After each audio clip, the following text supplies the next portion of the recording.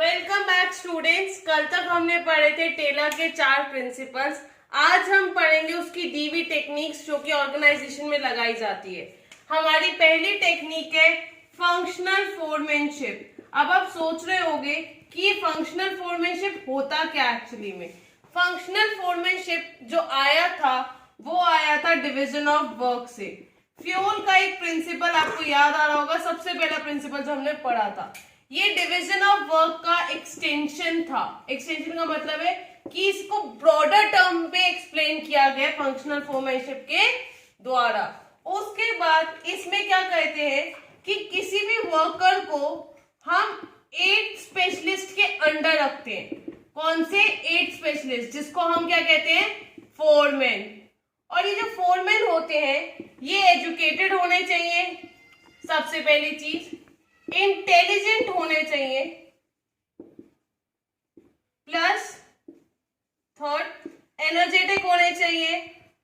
उसके बाद एफिशिएंट होने चाहिए कि अच्छे से काम कर सके। और भी क्वालिटीज होती है, और आपको ये सबको पता है कि सारी की सारी क्वालिटीज हमारे एक पर्सन के अंदर नहीं हो सकती। इसलिए टेलर ने क्या किया, 8 स्पेशलिस्ट को प्रपोज किया, यानी कि 8 फोरमैन्स को प्रपोज किया जो वर्कर के ऊपर सुपरवाइज करते हैं उसको काम करने के तरीके से। उसने क्या किया, उसने 2 तरीकों में ऑर्गेनाइजेशन को बांट दिया। एक हो गया प्लानिंग इंचार्ज और दूसरा हो गया प्रोडक्शन इंचार्ज। जो हमारा प्लानिंग इंचार्ज था वो ये देखता था कि किस तरीके से प्लान आउट करना है, पॉलिसीज प्लान आउट करनी है। प्रोडक्शन इंचार्ज ये देखता था कि जो काम हो रहा है वो किस स्पीड से हो रहा है, कितने टाइम से हो रहा है और किस तरीके से किया जा रहा है, या कोई वेस्टेज तो नहीं हो रही, ओवरलैपिंग तो नहीं हो रही रिसोर्सेज की। ये सारा कुछ उसने डिफाइन किया था। मैंने ये चार्ट प्रिपेयर किया आपको फंक्शनल फोरमैनशिप की टेक्निक समझाने के लिए। इसमें क्या है, ये फैक्ट्री मैनेजर है और इसके 2 सुपरवाइजर्स है, एक जो है प्रोडक्शन इंचार्ज और ये है प्लानिंग इंचार्ज। ये वो देखते हैं जिसे कि कैसे प्लानिंग करनी है, कैसे पॉलिसीज बनानी है, क्या क्या चीजों की रिक्वायरमेंट होगी, और ये देखते हैं कि प्रोडक्शन सही से हो रहा है या नहीं। और इसी के अंडर हमारे वर्कर्स आते हैं, इन्हीं दोनों के अंडर। ठीक है, अब एक एक चीज करके इसको डिस्कस करते हैं। इंट्रोडक्शन कार्ड क्लर्क क्या होता है? इंट्रोडक्शन कार्ड क्लर्क उसको कहते हैं जो कि सारी प्लान्स बनाता है कि एक्चुअली एम है क्या वर्कर का, जिसके अकॉर्डिंग उसको काम करना है। दूसरा होता है रूट क्लर्क, ये डिसाइड करता है कि कौन कौन से स्टेप्स हम लेंगे एक एम को अचीव करने के लिए, कौन कौन से स्टेप्स हम लेंगे एम को अचीव करने के लिए। फिर है टाइम एंड कॉस्ट क्लर्क, ये देखता है कि कितना टाइम और कितनी कॉस्ट हमें चाहिए एक एम को अचीव करने के लिए, यानी कि बेसिकली एम को अचीव करने के लिए कौन से स्टेप्स चाहिए, कितना टाइम या कॉस्ट लगेगा, और इंश्योर करना कि सारे रूल्स और रेगुलेशंस फॉलो हो रहे हैं या नहीं। तो इनका बेसिकली किससे डील होता है, एम से। अब हम आते हैं स्पीड बॉस पे।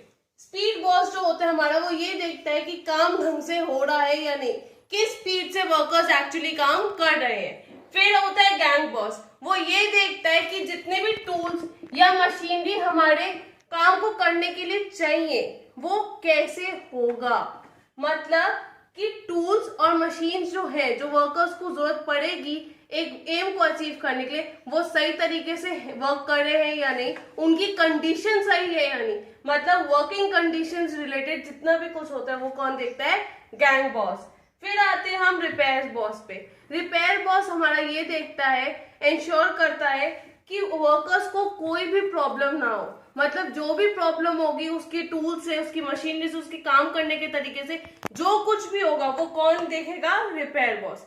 यानी कि ये जितना भी डील करते हैं ये हमारे वर्कर्स के प्रोडक्शन से रिलेटेड डील करते हैं, मतलब कि वर्कर्स को क्या प्रॉब्लम्स फेस हो रही है और क्या उसका सॉल्यूशन है, वो सब कौन देखता है, प्रोडक्शन इंचार्ज।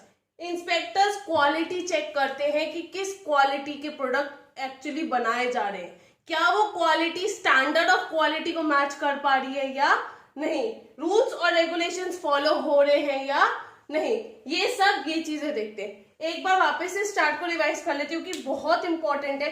सबसे पहली चीज याद रखना, फंक्शनल फोरमैनशिप एक्सटेंशन होता है डिवीजन ऑफ वर्क का।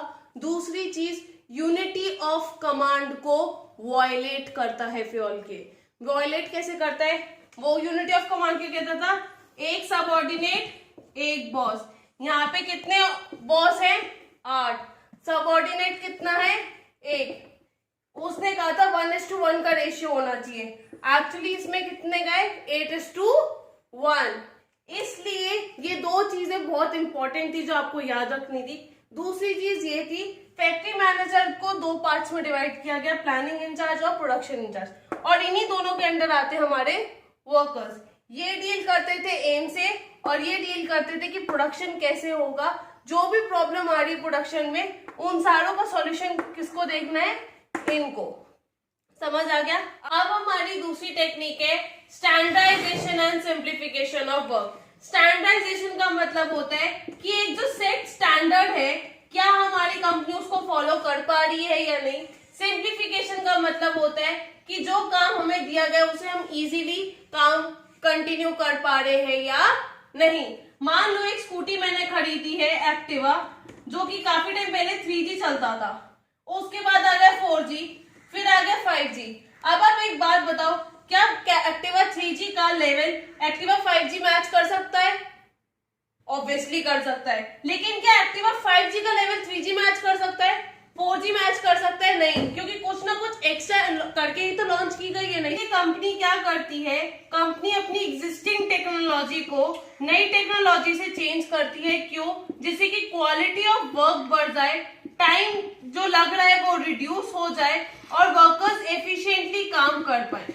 एफिशिएंटली काम करेंगे तभी तो ये सारी चीजें पॉसिबल होंगी। दूसरी चीज ये होती है कि वो हिट एंड ट्रायल मेथड जो होता है उसको हटाता है, कि कंपनी ये करके ना देखे कि चलो अच्छा ये कर लेते हैं, ये नहीं काम किया ये कर लेते, ये काम नहीं किया ये कर लेते। ऑप्शंस ना हो, एक बेस्ट तरीका हो काम करने का। जो हमने सीखा था कि टेलर लाया है इसीलिए सब कुछ था, कि there is only a one best way to do a work. तो वही चीज थी कि हिट एंड ट्रायल मेथड को हटाने के लिए स्टैंडर्डाइजेशन आया था, क्वालिटी ऑफ वर्क को बढ़ाने के लिए स्टैंडर्डाइजेशन आया था, टाइम रिड्यूस करने के लिए और एफिशिएंटली काम करने के लिए। अब हम आते हैं सिंप्लीफिकेशन पे। सिंप्लीफिकेशन का भी मतलब वही है कि अगर हम नई टेक्नोलॉजी लाएंगे हमारा काम इजी हो जाएगा। जैसे कि मान लो पहले जो अकाउंट्स बनाए जाते थे वो हम मैन्युअली बनाते थे, फिर आया था टेली सॉफ्टवेयर। टेली सॉफ्टवेयर में भी अपडेट्स आते रहते। तो जो टेली सॉफ्टवेयर आया था वो किस लिए आया था? कि जो मैन्युअली इतनी मेहनत करनी पड़ती है, आप नॉर्मली टेली में अपनी एंट्रीज डाल दो, आपका trading and profit and loss account, trial balance, balance sheet सब कुछ ऑटोमेटिकली प्रिपेयर होके आ जाएगा। तो हमारा काम ऑटोमेटिकली सिंप्लीफाई हो गया। तो वही चीज है, जब हम नई टेक्नोलॉजी को में कन्वर्ट कर लेते हैं अपने आप को, तो हमारा काम ऑटोमेटिकली सिंप्लीफाई हो जाता है। हमारा टाइम भी रिड्यूस होता है, हमारी एनर्जी भी कम लगती है और हमारा काम भी ज्यादा अच्छे से हो पाता है। जो हमारा सिंप्लीफिकेशन होता है वो फुलर यूटिलाइजेशन करवाता है हमारी इक्विपमेंट्स की, हमारे रिसोर्सेज की। मतलब वो ये चाहता होता है कि जो भी हमारे इक्विपमेंट्स लग रहे हैं, जो हमारी टेक्नोलॉजी लग रही है, उसको फुली यूटिलाइज कर सके अपने काम करने के लिए। इस मेथड को बहुत सी बड़ी कंपनीज ने अपनाया है, जैसे कि नोकिया, माइक्रोसॉफ्ट और टोयोटा। ये कुछ एग्जाम्पल थे जिन्होंने अपने सेक्टर्स में इस चीज को अप्लाई किया है और अपने काम को सिंप्लीफाई और स्टैंडर्डाइज किया है। ये दोनों आपस में इंटर रिलेटेड होते हैं, इसीलिए क्योंकि काम की क्वालिटी को अच्छा करना, टाइम रिड्यूस करना, एफिशिएंटली काम करना और फुलर यूटिलाइजेशन करना और हिट एंड ट्रायल मेथड को, जिसमें सबसे ज्यादा एनर्जी वेस्ट हो रही है, उसको रिड्यूस करने में हेल्प करता है। अब हम आते हैं अपनी थर्ड टेक्निक पे, जो कि है फैटिग टेक्निक। स्टडी का मतलब ये होता है कि अमाउंट, ये मैं पहले आपको बिजनेस मैनेजमेंट की लैंग्वेज के अकॉर्डिंग बता रही हूँ, फिर मैं एक्सप्लेन करूंगी। Amount and frequency of rest intervals in completion of a task. अब इसका मतलब क्या होता है? अमाउंट की कितने अमाउंट से या कितनी फ्रीक्वेंटली हम लोग रेस्ट लेते हैं कोई भी काम को कंप्लीट करने से पहले, ये होता है फटीग स्टडी।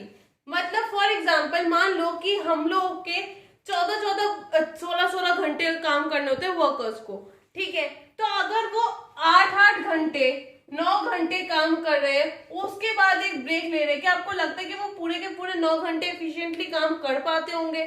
अब मान लो कि अगर वही बंदा 7 घंटे काम कर रहा है या 6 घंटे काम कर रहा है, उसके बाद रेस्ट ले रहा है, फिर उसने 7 घंटे या 5 घंटे काम किया, फिर उसने रेस्ट लिया, अब ये वाला पर्सन ज्यादा एफिशिएंटली काम कर पाएगा या ये वाला पर्सन? ऑब्वियसली बात है ये वाला। तो क्या कहती है फैटीग स्टडी? वो ये कहती है कि अगर हम अपने वर्कर्स को प्रॉपर रेस्ट ड्यूरेशन देंगे काम करने के बाद, तो वो एक अलग ही स्टेमिना गेन करके वापस से काम करेगा और एफिशिएंटली और ज्यादा अच्छे से काम कर पाएगा, जो कि अल्टीमेटली हमारी प्रोडक्टिविटी को इंक्रीज करेगा। समझ में आया? इंटरवल्स होते हैं, इनके बेसिस क्या होता है कि हमारे जो वर्किंग आवर्स है वो काफी लंबे हैं, बैड वर्किंग कंडीशंस है, या फिर हमारे अच्छे रिलेशंस नहीं है मैनेजमेंट के साथ या सुपरवाइजर्स के साथ, इसलिए रेस्ट इंटरवल्स लेते हैं वर्कर्स। मेन रीजन जो होता है वो यही दोनों होता है कि वर्किंग आवर्स काफी ज्यादा लंबे हो जाते हैं और बैड वर्किंग कंडीशंस, कोई इन्हीं पर्पस की वजह से हम लोग रेस्ट इंटरवल लेते हैं। अब एक बार थोड़ा समराइज कर लेते हैं। फैटीग स्टडी का मतलब था कि हम कितने अमाउंट से या कितनी फ्रीक्वेंटली हम रेस्ट इंटरवल्स एक्चुअली में ले रहे हैं एक काम को पूरा करने के लिए, उसको कहते हैं हम फैटीग स्टडी। समझ में आ गया? That's all for today. बाकी की 4 टेक्निक्स हम अगले उसमें करेंगे। Thanks for watching. Do subscribe, like and share the video as much as you can. Thank you.